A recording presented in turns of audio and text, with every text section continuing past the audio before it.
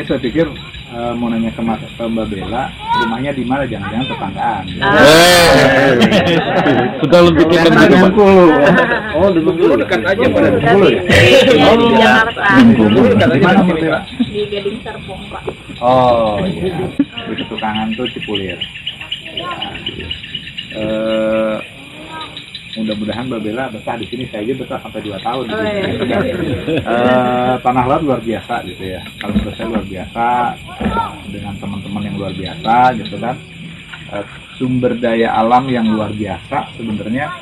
Jadi potensi untuk menjadi Bandungnya Kalimantan bisa di sini dengan Mas Fahru yang begitu kreatif gitu kan, ditambah teman-teman IKM yang luar biasa. Mungkin ada masukan atau saran gitu ya, karena biar bagaimanapun IKM itu akan maju pada saat pariwisatanya juga maju, itu biasanya akan sejalan gitu kan. Nah, dengan kondisi saat ini kira-kira apa yang sebaiknya kami lakukan? Kenapa saya bilang kami? Karena saya merasa bagian dari teman-teman semua di sini gitu ya. Yang harus kami lakukan sehingga bisa mengangkat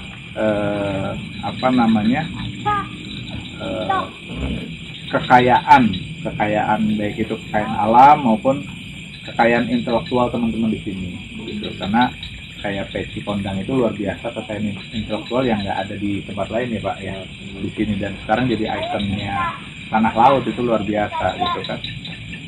Terus juga teman-teman di sini juga kayak Mas Andiko itu juga pengrajin ulin yang nggak dipahat ya Mas ya, yang nggak dipahat. Jadi ternyata luar biasa potensinya, tetapi memang kelihatannya belum bisa tersampaikan ke masyarakat luas gitu ya. Jadi mungkin dari Mbak Bella atau Mas Rio kira-kira ada saran atau masukan atau langkah-langkah apa yang bisa kami lakukan sehingga Tanah Laut nih bisa menjadi destinasi wisata khususnya buat masyarakat di Banjarmasin dan masyarakat di Banjarbaru, kota besar yang terdekat dengan Tanah Laut. Sebelumnya saya mau tanya, apakah Tanah Laut ini pernah dibuatkan video tentang wisata atau diekspor ke media? Memang benar-benar dibikinkan video khusus di setiap destinasinya. Video klipnya Ian Kaselan Tanah Laut. Insya Allah besok pagi kita ketemu teman-teman dinas pariwisata. Tapi sudah kita pastikan diundang ya. Iya, diundang, soalnya bisa datang. Iya, kalau pertanyaan itu biar nanti teman-teman tahu pariwisata. Iya, karena kita pribadi pun Bella sama Rio mempromosikan wisata melalui media sosial. Gimana caranya masyarakat di Indonesia itu bisa melihat potensi-potensi yang ada di wisata tersebut dengan membuat suatu video, karena video itu menjelaskan potensi yang ada di wisata tersebut. Jadi mungkin kalau misalnya ada kesempatan, kalau belum dibuatkan video, kita bisa collaboration untuk pembuatan video di Tanah Laut ya. Karena kita juga kemarin kerjasama dengan Wali Kota Banjarmasin untuk pembuatan video wisata di Kota Banjarmasin. Jadi kita kemarin ada tim fotografer dari kita sendiri untuk mengangkat destinasi di Kota Banjarmasin khususnya. Sebenarnya hari ini kalau memang jangka waktu kami ada bisa lama di sini nantinya, kita bisa juga eksplor wisata di sini. Cuma karena kemarin rencananya mau lama di sini, tapi karena kita di tanggal 20 dapat undangan ke Sampit, jadi kami besok memang malam harus balik gitu. Jadi kita mungkin ngebantu sekarang, misalnya memang ada destinasi sempat mendatangi destinasi yang memang bisa diangkat kita kunjungi, kita bisa lah bikin video singkat melalui Reels. Karena kan kata Pak Sandi juga, kalau mau promosi wisata bukan cuma sekedar dokumentasi gambar, tapi harus video beda nasib yang memang harus dianu, karena beda tipis ya. orang sekarang, anak muda sekarang malas baca caption di bawahnya, destinasinya apa penjelasannya malas. Mereka lebih suka mendengar dan melihat apa yang mereka lihat. Jadi di video itu dijelaskan tempatnya di mana, terus akses masuknya seperti apa, harga tiketnya berapa, terus memang ini daerahnya daerah mana. Itu yang mereka mereka inginkan untuk mengenal sebuah destinasi wisata. Contohnya kayak Berau itu kalau saya lihat konten-kontennya di Instagram itu mereka bikin reelsnya kayak gitu terus. Jadi semakin banyak orang yang membuat reels seperti itu, semakin banyak juga orang yang menonton dan melirik destinasi wisata di sana. Dan yang juga PR dari kita sendiri, yang kalau Rio lihat di Kalimantan Selatan itu di lingkungan banyak sekali masih kayak pantai-pantai atau destinasi wisata yang masih banyak sampahnya. Nah, itu bagaimana caranya kita bisa bekerja sama dengan warga setempat untuk menjaga bukan cuma lingkungannya aja, tapi fasilitas yang sudah dibangun oleh pemerintah. Kemarin ada datang ke Tanah Bumbu, saya lupa nama pantainya, itu fasilitasnya bisa dikatakan lengkap, mulai dari ada gazebo-nya, terus ada area bermainnya, tapi tidak dirawat. Catnya sudah luntur, terus baut-bautnya sudah hilangan, bahkan WC-nya pun nggak ada lampunya pas saya berkunjung nginep di sana. Karena saya pribadi, saya hobi traveling, saya suka berkunjung ke pantai-pantai, terus saya suka trekking ke gunung. Jadi saya sambil melihat bagaimana lingkungan dan situasi pariwisata yang ada di Kalsel sendiri. Dan PR kita memang itu, banyak sekali memang sampah yang mungkin daerah sampahnya di depannya bersih, tapi kalau kita sorot ke kanan, terus ke kanan, itu banyak banget tumpukan sampahnya. Kemarin saya pernah ke Batakan Baru, di depannya bersih, tapi pas saya susur ke kanan itu sampahnya numpuk di sela-sela batang pohon. Ada batang pohon besar dan itu sampahnya numpuk di situ. Nah, itu sayang sekali ada hal kayak gitu, karena mungkin kalau masyarakat kita ada yang oke-oke aja dan ada yang agak risih, tapi kalau masyarakat luar daerah mereka memperhatikan lingkungan itu. Mereka percuma datang ke destinasi wisata mau ngepost apa kegiatan mereka di wisata tersebut, ternyata terganggu oleh banyaknya sampah. Jadi mereka malas bikin video, makanya mereka lebih memilih membuat foto aja, karena foto bisa ditutupi, tapi kalau video nggak bisa ditutupi. Jadi PR-nya lebih ke lingkungan di kita sekarang.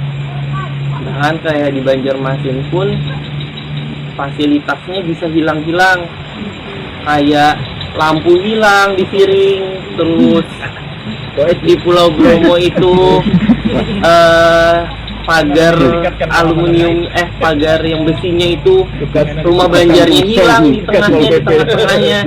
Nah, itu yang menjadi permasalahan besar, bagaimana masyarakat ikut andil untuk menjaga fasilitas lingkungan bahkan pariwisata yang ada di daerah kita. Kayak apa, Jembatan Basit kemarin aja ya, Jembatan Alalak bautnya hilang. Gimana bagaimana sebuah fasilitas yang sudah dibuat dengan baik, tapi masyarakatnya malah kayak gitu. Kalau ini Mas Rio, kalau kita menurut Mas Rio sama Mbak Bella, kira-kira apakah perlu kita bikin seperti satu kumpulan fitur and travel seperti itu, jadi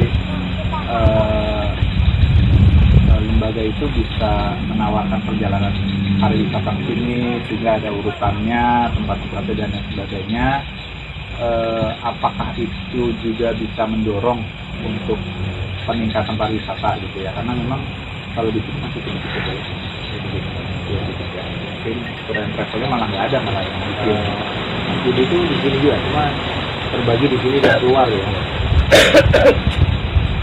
Apakah dengan perlu ada apa, entah mungkin usaha perorangan kah terkait travel sehingga akhirnya mendorong apa namanya iklim pariwisata di tanah laut atau seperti apa? Karena kalau saya lihat jujur saya sendiri aja 2 tahun di sini betah. Jadi apa sayang gitu kan, sayang banget, potensinya luar biasa gitu kan. Kalau kita lihat ke Banjarmasin kan mungkin pariwisatanya cuma itu aja, cuma kali besar aja. Kalau di sini macam-macam gitu kan. Dan saya rasa kayak di Bogor atau Bandung ya kurang lebih aja gitu. Jadi pantainya ada, gunung-gunungnya juga ada bagus-bagus gitu kan.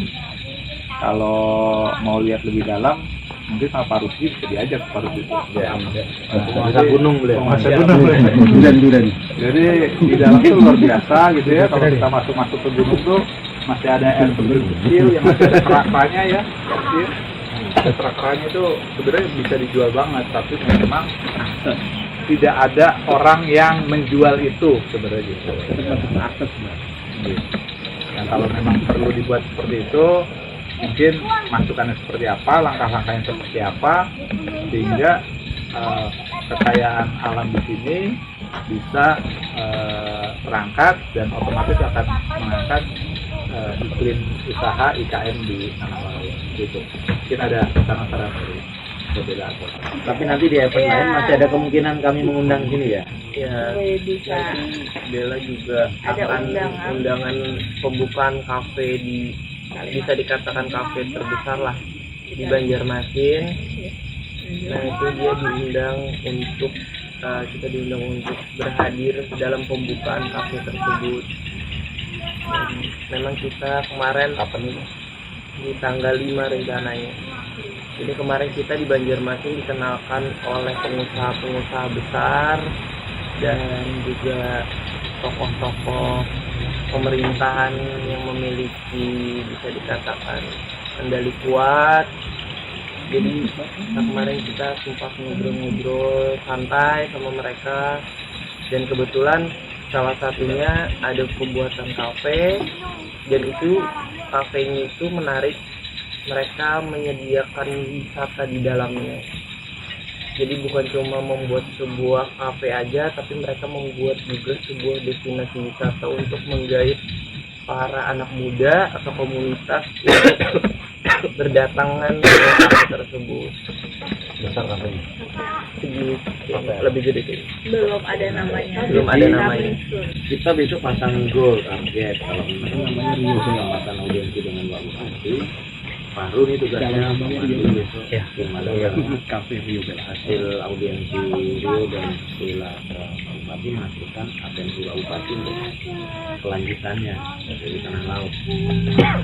Artinya apakah Pak Bupati mendorong kita untuk kolaborasi dengan putra putri wisata nasional ini akan ketemu stakeholder lebih luas.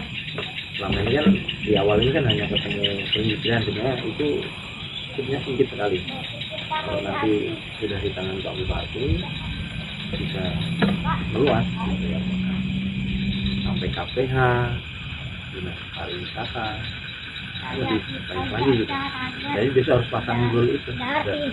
Manfaat kehadiran Rio dan Bella di hadapan Bupati yang membawa kebijakan Bupati. Ayo menggarap sesuatu untuk tanah laut, bukan hanya dari sektor wisatanya, tapi wisata lebih luas. Masuk KPH diajak peserta kan ya? Masuk. Gas.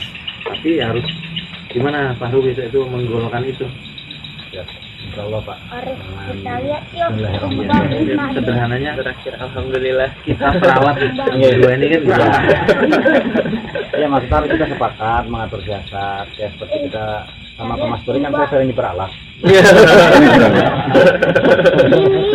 Berapa lah? Ya biar maksudnya cakupannya untuk di tanah laut Pak Bupati lebih menyebarluaskan gitu bahasanya Pak ya. Menggunakan Fungsi Rio agen ada. ini ya, agen wisata ini. Ya, kayak gitu. Artinya tidak hanya audiensi ini sekali, Iya. mungkin juga lain lagi. Kalau ini kan inisiatif yayasan atau inisiatif asepsi, berkunjung sini disponsori oleh Besi. Ya. Nah yang nanti sponsor utama Pak. Tunggal ini loh. Apapun masalahnya BSI aja. Nah nantinya itu yang undang gitu Ya. kapasitasnya di beliau kan. Lebih luas lagi ada siapa tahu ada akhirnya dinas pariwisata di perindustrian ditugaskan beliau untuk melakukan apa yang saran-saran tadi, buat video apa event. Jadi kalian nanti yang sebetulnya istilahnya para pemain gitu membuka diri mereka menawarkan Pak ya. Ya. Sebagai fungsinya duta pariwisata nasional untuk tanah laut saya bisa ini loh Pak. Ya. Nah jadi mohon ya kali Dan kita melakukan ini gitu. Ya. Gitu.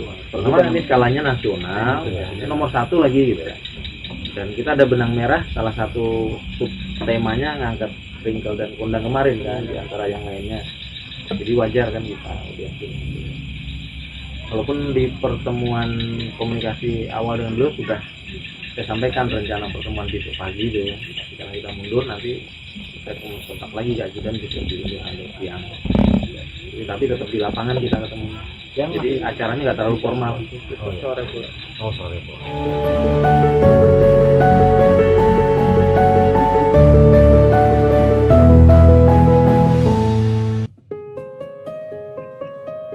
Sistem bagi hasil dan jual beli berkeadilan yang menjadi prinsip perbankan syariah masa kini sudah ada sejak perdagangan awal di Indonesia, bahkan di zaman Jalur Sutra. Sejarahnya dapat kita lacak di sejumlah dokumen dan praktik-praktik masyarakat. Prinsip ini sudah ada sejak awal perkembangan Islam. Institusi perbankan syariah muncul pertama di Timur Tengah, yang kemudian meluas hingga tiba di Indonesia. Semangat bersyariah di masyarakat muncul dengan hadirnya perbankan syariah. Berbagai produk layanan perbankan seperti solusi pembiayaan, pendanaan, hingga beragam transaksi dengan akad syariah sebagai dasar penerapannya.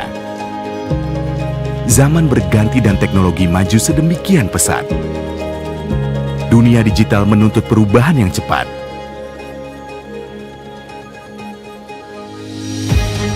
Bank syariah yang modern tak lagi hanya mengandalkan loyalitas dan eksklusivitas umat. Pelayanan profesional yang inklusif serta inovasi produk dan fitur harus menjadi keunggulan kompetitif dalam meraih laba tanpa melupakan zakat korporasinya. Untuk itulah kami hadir hasil sinergi dari 3 bank syariah besar dan bertransformasi menjadi bank syariah yang modern untuk memenuhi berbagai kebutuhan dan seluruh lapisan masyarakat yang beragam serta memiliki visi global. Semuanya demi memajukan ekonomi seluruh umat dan meraih berkah bagi seluruh alam semesta. Karena Bank Syariah Indonesia percaya inilah nilai-nilai Indonesia demi memajukan ekonomi umat. Bank Syariah Indonesia.